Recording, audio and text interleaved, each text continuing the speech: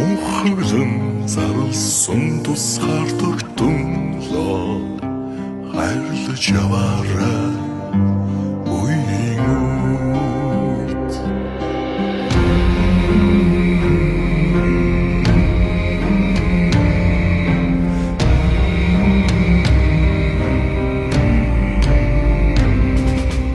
Эгэл аавын заригт хөвгүүдийг эгшин зурч мартах учиргүй амиараа хамгаалсан эрхэм бүхнийг хайрлаж яваарай үеийн үед.